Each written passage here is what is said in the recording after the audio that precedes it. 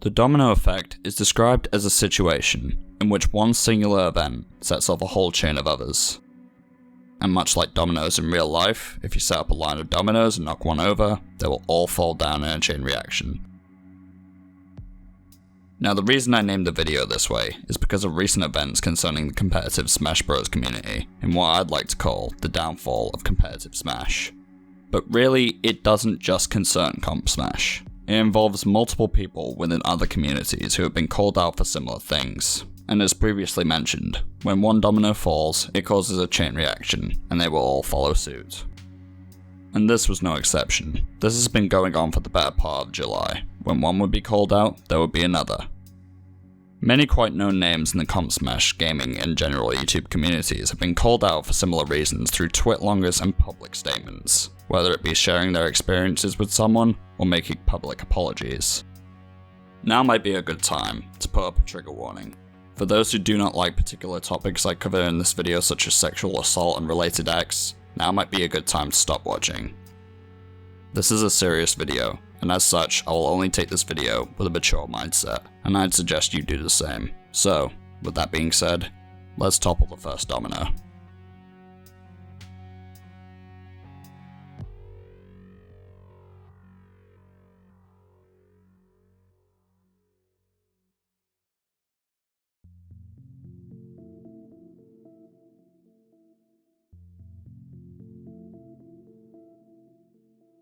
One of the first to be called out was an esports event commentator by the name of Cinnamon Dunson, most commonly known under the alias of Cinnpie.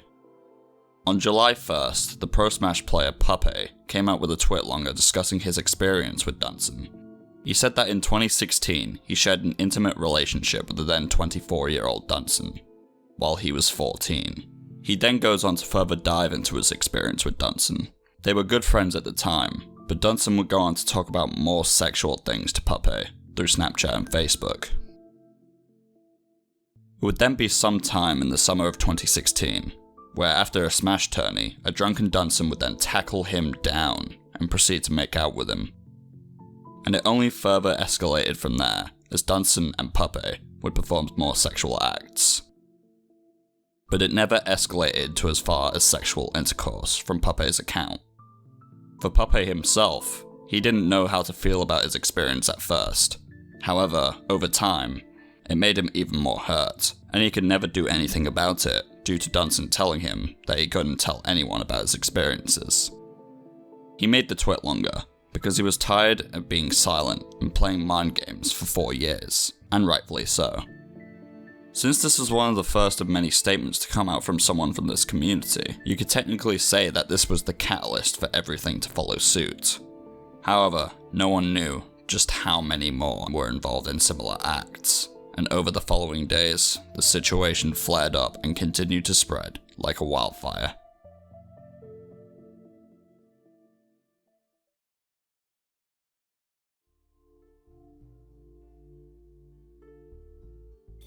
It wouldn't take long for more individuals to come out with apologies or make statements exposing others for what they had done.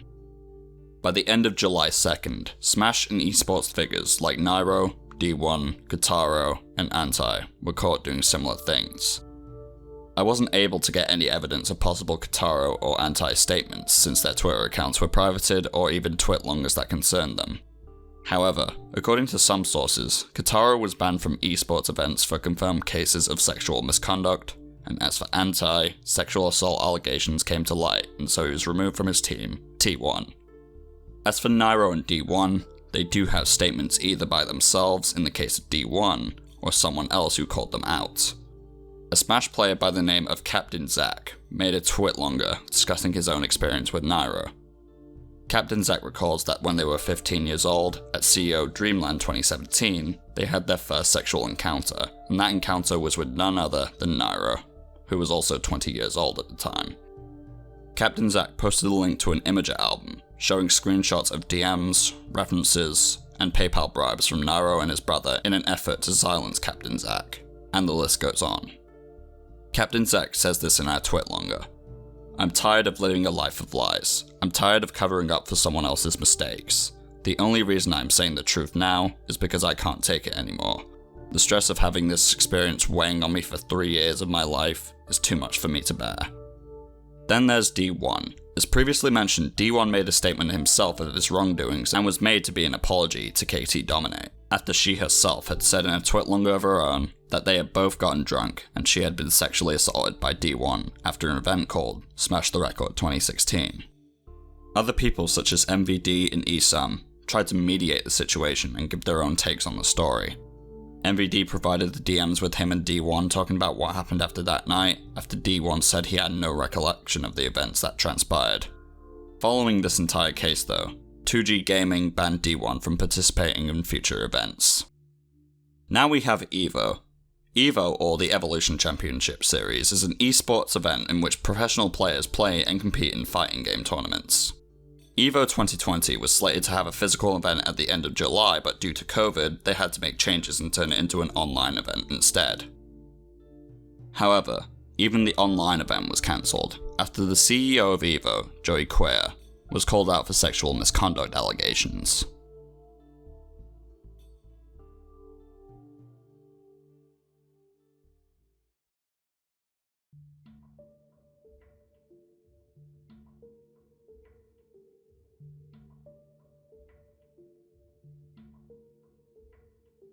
I can't talk about the downfall of Comp Smash without talking about one of the more influential icons in the Comp Smash community, Zero. That's right, even Zero was called out for misconduct, but it took him 3 twit longers for us to even get the truth. But how did it start? Well, a Twitter user by the name of Artist Jizu came out with a tweet, the truth about Zero, Katie, and Sky, and a link to a Google Docs. Jizu basically said that Zero was harassing her with hentai and explicit Craigslist ads when she was 15. Zero then quickly responded to the situation, saying that he doesn't remember any of that happening, and denies ever showing her hentai, NSFW stuff, or any ads of any kind. Following his counter-argument, many started to say that Jizu only did this for clout, and only did it to ride on the popularity of the accusations being thrown around. However, new evidence would later surface involving an individual known as Katie. Katie explains that she had been having interactions with Zero, and she accused the then 19-year-old Zero of sexually harassing her when she was 14. On July 3rd, Zero would then respond saying that he had no idea that she was 14, nor did she say that she was 14, and once he found out, he cut contact immediately afterward. It was later found out that his statement was a lie. New evidence came to light in the form of Zero's interactions through Skype, and as well as more points against him. And whatever he tried to say against these allegations only got him into hotter water, as he failed to address the most explicit points and accusations. This would prove to be his demise, and by July 4th, the 3rd twit longer was made, with him confirming everything that Katie had said. In his twit longer, he says, "I really want to atone, and I just want this discussion to stop. I'm not a good person, and it doesn't matter how terrible my life was. I did terrible things, and that's the end of it. I don't deserve for people to defend me. Don't be like me, and please, don't forgive me either. I won't forgive myself either."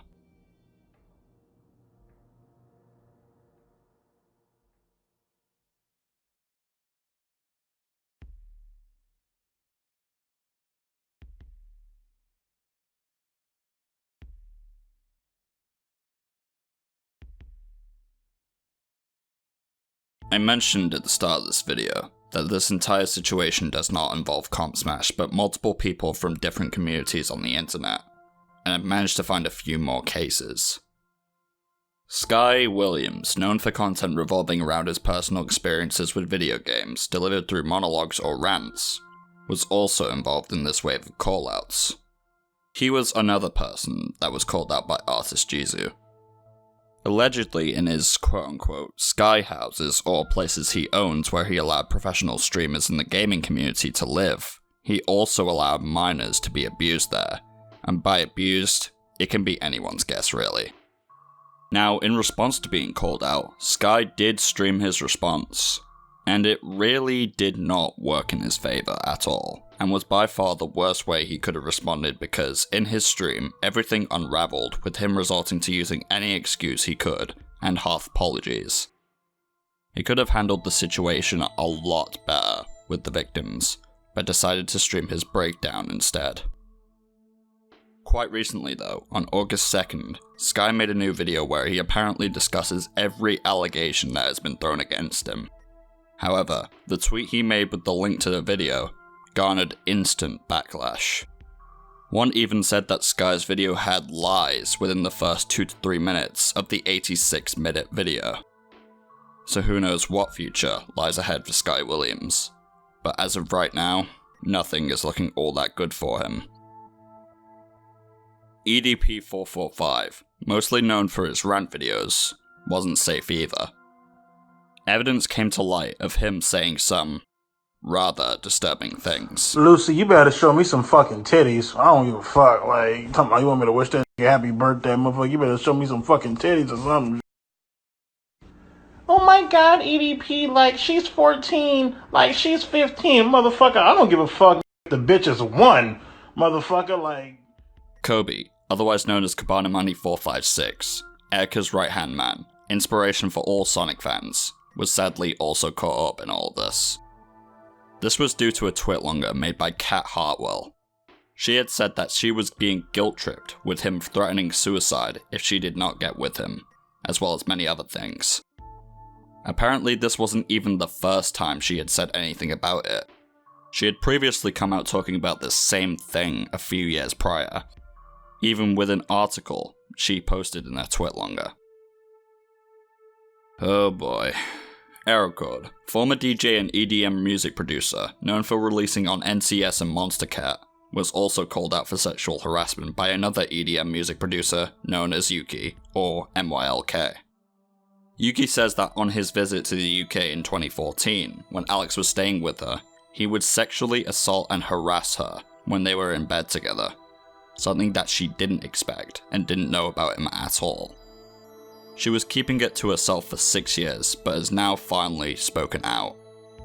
Monster Cat later came out with their own statement made on the situation, and has said they have severed ties with Alex entirely.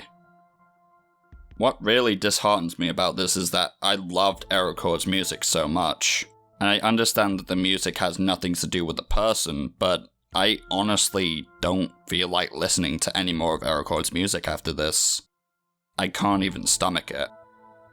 Anyways, this situation does remind me of a similar event that happened in 2018 with an EDM producer called Datzig, who was called out for similar things.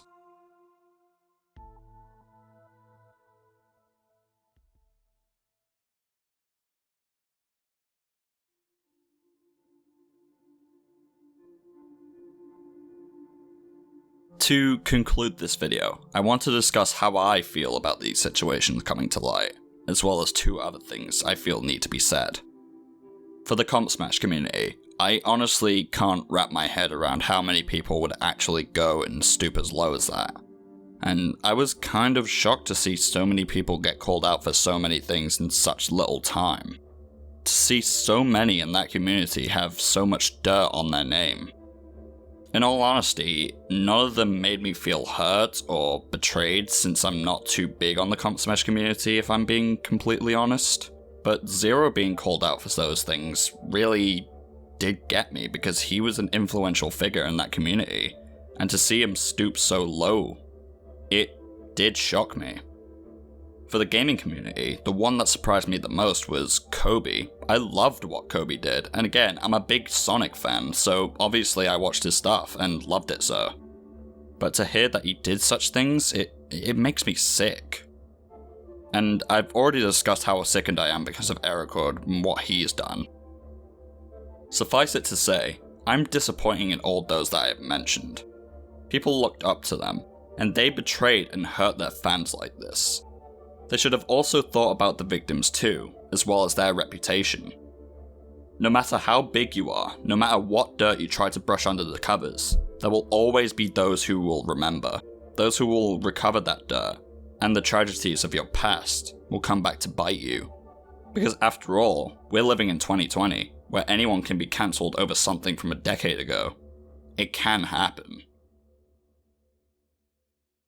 Now that I've got that out of the way, let's discuss statements. Specifically for my first thing I would like to ask, how would you consider a statement credible? And this is not to say that any of the statements I have looked at aren't credible, since literally all of them have proven to be true. But in the case of someone calling out another person for who knows what, how would you know if it's credible, tangible evidence? How would you know if credible, tangible evidence exists on a statement calling out a specific person? After all, anyone can say anything about anyone else. Anyone can make a tweet longer, trying to expose someone for anything, true or false. An example of a false statement can be seen with the YouTuber known as Slazo in June of 2019, where he was accused of being manipulative and allegedly sexually abusing his ex-girlfriend Shay. And there were a lot of people who were then going against Slazo, like I'm Alex and Wilbur from Sut House and many others. These allegations later turned out to be false, as Slazo later disproved these statements, saying it was taken out of context, also providing his own context and chain of events. Soon, the internet knew that Slazo did no wrong, and that Shay lied with her own unknown intentions. Maybe it was to cancel Slazo, maybe it was to give her attention. Even after a year, we still don't know. It's like I was saying, unless there's actual tangible evidence provided within their statement, it may be easily deemed to be false. But even still, the fact that people can be so gullible as to believe a false statement as the truth is baffling. The facts in these events could be twisted to favour the opposition's side, and not many people would be willing to give the statement a second glance or a thorough look to see if any points actually stand. Luckily, a situation was never found like this in the statements and situations I've looked through, so we can 100% confirm that these people that I have mentioned have definitely done wrong. And some have owned up to that fact. Locking Twitter accounts just makes them even more suspicious, to be honest. As for the second thing I wanted to ask, why does it take so long for people to come and speak out? We have those who wait years to actually speak up when they really could have just done it the very next day. Well, really, that question has the simplest answer, but does rely on a few factors, such as pressuring. Like for example in the Nairo situation, Captain Zack was being bribed not to speak on the situation by Nairo and his brother. Kobe's situation had Cat be threatened and guilt-tripped by Kobe with him saying that he was going to commit suicide. And the list can go on. And in some cases, the victims can literally not be in the right mindset and don't know how to respond or react or feel about the situation in general, like with Pape and Cinnpie, or MYLK and Aerocord. It's cases like these which really highlight how unsure and how helpless the victims actually feel. So it actually does make sense why it would take them years to even say anything on the situation. And the victims chose the right time. They chose to set all the dominoes in place, and made sure everything was aligned, and decided to give that first domino a tap at the start of July. And when they all fall down, they gain that sense of justice. Scars may never heal fully, but that sense of justice is what keeps them going in life. Always best to call out those who have done wrong and make them pay for their wrongdoings. Without pretending to be a phantom thief.